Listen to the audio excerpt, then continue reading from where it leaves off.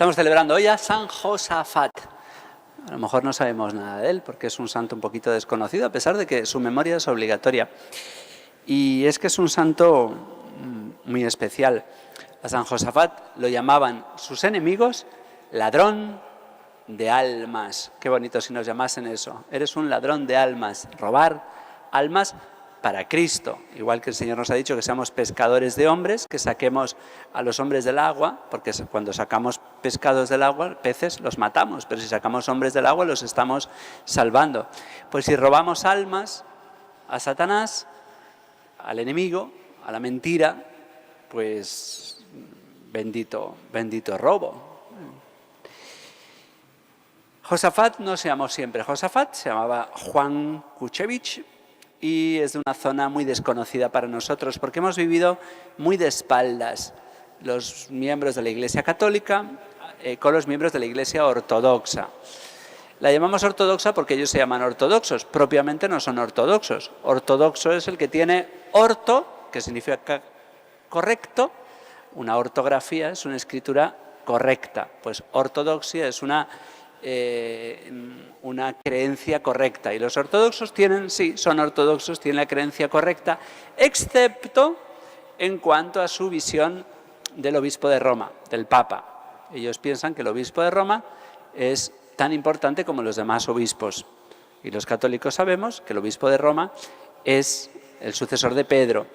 Y por lo tanto no es simplemente el obispo más importante, sino que tiene un primado de jurisdicción sobre todos los demás obispos y le debemos una especial obediencia al Papa actual y a todos los anteriores y a todos los que vengan, independientemente de que nos gusten más, menos, nos caigan mejor, nos caigan peor, sean más sinvergüenzas o sean santos, porque hemos tenido papas a lo largo de la historia, caramba, pero el obispo de Roma es el sucesor de Pedro. Y los ortodoxos esto no lo tienen claro. Ellos piensan que el obispo de Roma tiene una primacía simplemente de honor, de honor, y esto es muy antiguo, esta ruptura, aunque este Juan o Josafat es del siglo XVI, es un santo relativamente cercano. Vamos a situarlo un poquito antes que Santa Rosa o San Martín de Porres. No tiene la antigüedad de San Martín de Tours, que celebrábamos ayer, que es del siglo IV, este es del siglo XVI-XVII.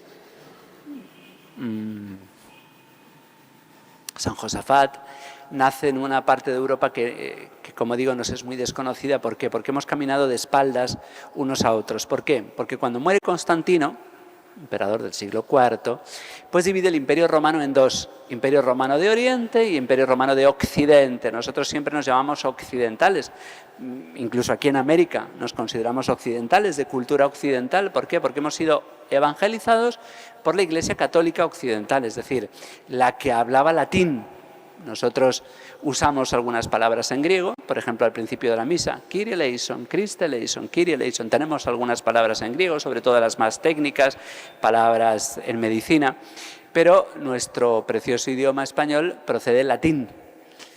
En cambio, la parte del Imperio Romano de Oriente siguió hablando griego, mientras la parte del Imperio Romano de Occidente hablaba latín. Y esa diferencia idiomática hizo que poco a poco se fuese haciendo también una diferencia cultural y al final, por desgracia, una diferencia en cuanto a la fe y a las creencias.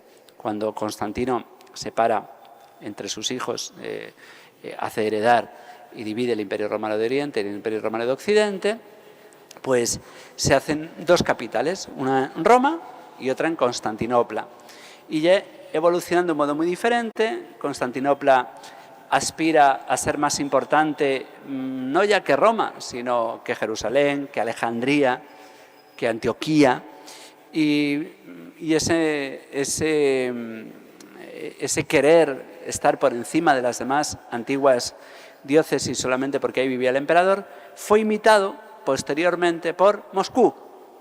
Moscú quiso ser, si Constantinopla quiso ser la segunda Roma, Moscú hoy todavía pretende ser la tercera Roma, estar por encima de las demás iglesias. Bueno, pues en esta zona ortodoxa que llamamos nosotros se desenvuelve San Josafat. Él nace en la actual Ucrania. Hoy nosotros, de un modo muy especial, rezamos todos los días por Ucrania, que está en pelea con sus hermanos rusos, precisamente, porque son de cultura eslava, de cultura de la antigua Rus. Pues él nace en Ucrania, pero se forma y vive en la actual Lituania y muere en la actual Bielorrusia. Ya digo, países que nos son a nosotros muy desconocidos por esa diferencia idiomática, porque no hablan lenguas ni siquiera parecidas al latín. Nosotros, pues con los franceses, con los italianos, con los portugueses, más o menos nos entendemos, y luego por historia, pues también incluso con los ingleses y los alemanes, que aunque tienen un idioma muy diferente, pero bueno, tenemos una historia bastante común. Pero con estos países del este, estos países que llamamos eslavos, tenemos menos relación. Bueno, pues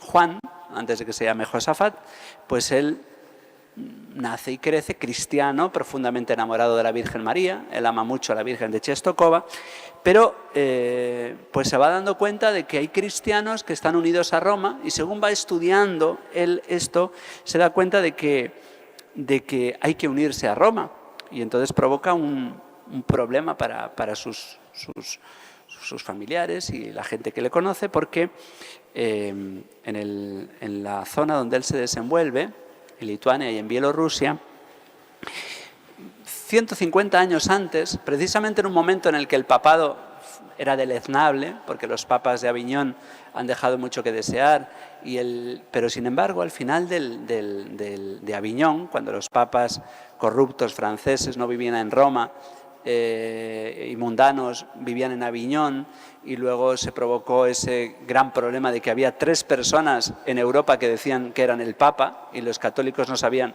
cuál de los 3 era el Papa, y las mismas congregaciones religiosas estaban peleadas porque unos decían que el Papa era el de Aviñón, otros que era el de Roma, y otros, uno que estaba en España, Benedicto XIII, Benedicto XIII, el Papa Luna.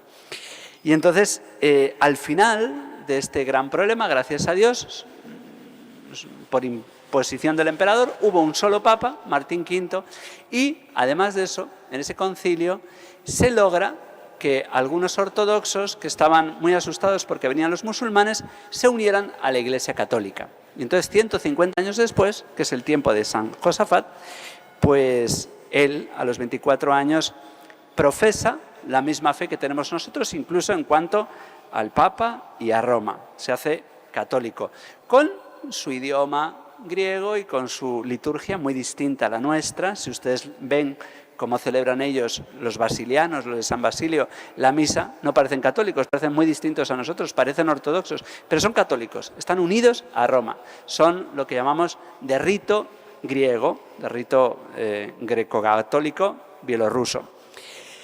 Y aquí empieza la grandeza de este converso tan joven. Se hace monje, luego archimandrita, que es como llaman ellos a los superiores del monasterio, y luego le hacen obispo.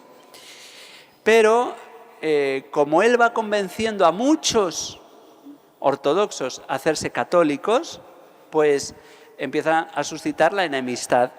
Y tiene un martirio horroroso.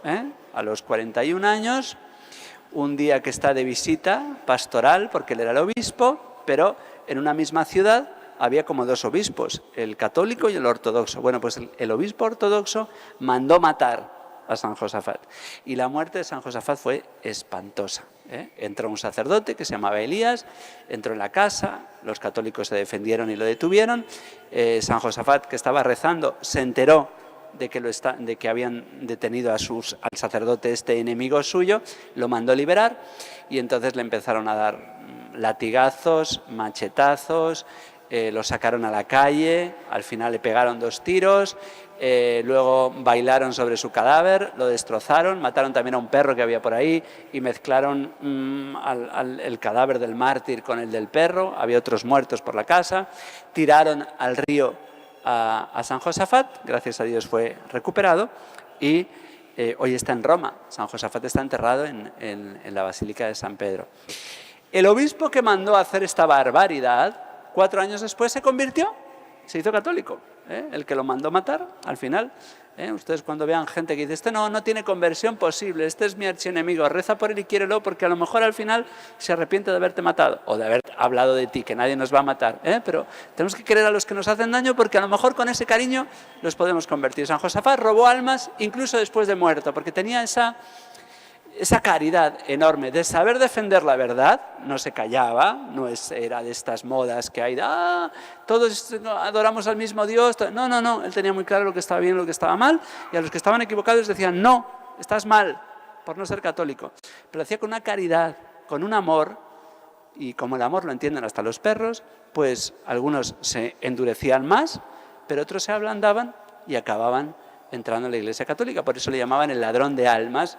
Y repito, que incluso después de muerto, pues robó almas para la verdadera fe. Pues pidamos hoy al Señor esa caridad, también para los enemigos. Nosotros no tenemos que considerar que nadie sea nuestro enemigo.